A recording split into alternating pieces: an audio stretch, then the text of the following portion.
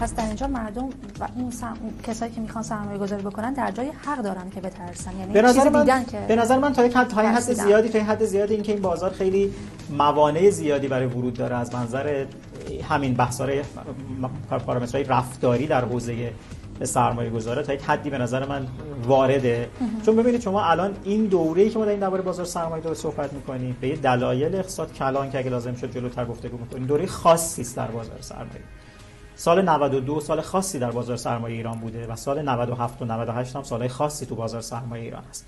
شما این سالهای خاص رو نمیتونید به کل این بازار تعمیم بدید.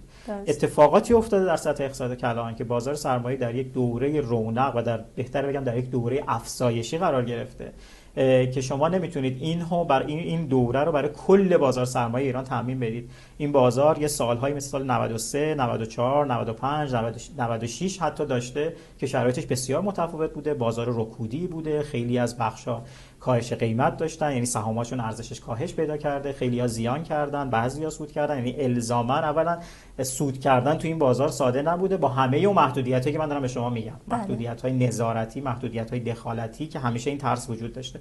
برای همین تا یک بخشی نگرانیه صحیحه، تا یک بخش زیادی هرچند که جالبه خب حاکمیت به طرز عجیبی داره پوش میکنه مردم رو که سرمایه‌هاتون رو برید تو بازار سرمایه. بریم سراغ این که بازار سرمایه ایران چرا دچار این رونق شده که اینقدر الان من حداقل اسم می‌کنم دولت یک تصوری داره، اونم این که وقتی بازار سرمایه رونق پیدا میکنه یعنی اینکه اقتصاد ایران حالش خوبه. من اولین گزاره‌ای که به نظر من بارها گفتم تو مصاحبه‌ها گفتم و نوشتم، رشد بازار بورس ایران هرگز نشان دهنده این که اقتصاد ایران حالش خوبه نیست. بازار سرمایه و بازار بورس کشور ونزوئلا اصولا با نرخ رشد اقتصادی تقریبا منفی 30% که این اتفاق عجیبیه، اصلا در سطح بین‌المللی ما نداریم، و تورم مثلا 200,000% که خودتون میدونید اصلا شرایط بسیار عجیبیه. در طی سال 2019 من فکر میکنم که بازار سرمایه ونزوئلا نزدیک به 400% رشد کرده اصولا. آیا می شود گفت که اقتصاد ونزوئلا حالش خوب است؟ خیر. به خاطر اینکه بازار سرمایه و شاخص بورس ونزوئلا اینطوری رشد کرده. ببینید این همون برداشت سیاسی هستش که از یک اتفاق اقتصادی می شود کرد. بازار سرمایه ایران رشد بسیار خوبی کرده به دلیل دو تا اتفاق مهمی که تو اقتصاد ایران افتاده و اون هم جهش ارز و افزایش تورم. قیمت ارز و تورم به عنوان دو موتور محرک رشد بازار سرمایه ایران در سالهای 97 و حتی تا سال 98 بودن. به دلیل اینکه خب یه بخش قابل توجهی از شرکت‌های بورسی در ایران شرکت‌های کالاپایه هستند. این شرکت‌ها مثل شرکت‌های معدنی، مثل شرکت‌های پتروشیمی، مثل شرکت‌های فلزات اساسی که اینا دارایی‌هاشون با قیمت ارز تعیین میشه. وقتی که قیمت ارز افزایش پیدا میکنه اینا ارزش دارایی‌های ریالیشون طبیعتاً افزایش پیدا میکنه.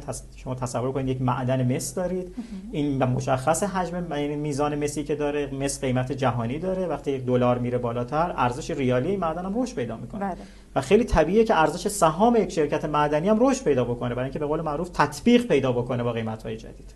برای همین افزایش قیمت ارز همیشه در اقتصاد ایران یک عامل محرک در دوره‌های رونق شدید بازار بورس بوده اصولا. و یک آیتم دوم تورم، یعنی وقتی تورم رشد پیدا میکنه شما حتما محصولاتتون رو با قیمت‌های بالاتری میفروشید، شرکت‌ها حتما افزایش قیمت خواهند داشت. افزایش قیمت منجر به دارایی بیشتر در شرکت میشه و برای همین باز هم شما شاهد رشد افزایش و ارزش شرکت میشید. و وقتی که جهش ارزی تموم بشه اصولا این بازار هم شروع میکنه به قول معروف به لکنت، شروع میکنه به حرکت‌های سایدوی، شروع میکنه به اصلاح. اینطوری نیست که این تصور نیست که بازار سرمایه همواره میتواند سعودی حرکت کنه. این اصلا از در ماهیت اقتصاد ما چنین پدیده‌ای نداریم که یک بازار یک فرصت سرمایه گذاری همواره سود بدهد. این اون خطریه که دولت داره در جامعه القا میکنه که بازار سرمایه خوب است، بازار سرمایه خوب است، بیاری تو بازار سرمایه. بانک ها منابعشون رو بیارن تو بازار سرمایه. بانک ها اگه منابعشون تو بازار سرمایه بیارن، اگه بازار سرمایه وارد این دوره‌های اصلاح بشه، همون اتفاقی که برای تو حوزه همون مشکل ساختار چالش سیستم بانکی که اولا انجماد دارایی‌ها داشتن، دوباره دچار انجماد دارایی‌ها میشن. این دفعه چرا؟ به خاطر رکود در بازار سرمایه. و اون موقع است که اگر حتی کسانی هیجانی تو این دوره وارد شده باشن، دوباره دچار یک شوک‌هایی میشن که اون انتظارات سودآوریشون برآورده نمیشه و دوباره حتی به بدبینی نسبت به این بازار دامن میذاره. من فرمایشم فقط اینجا جمع بکنم گفته‌هامو که دولت اگر واقعا میخواد و نهاد حاکمیت میخواد که مردم آشنا بکنه، من همیشه تاکید کردم که شما وقتی فقط خوشبینی در جامعه پمپاژ میکنید وقتی درباره برجام فقط میگید که ما دیگه تموم شد، همه مشکلاتمون رفع شد دیگه، اینجا که ایران داره تقریبا از یک مقیاس هایی داره با سوئیس مقابله میشه وقتی که تحریم‌ها برداشته شد.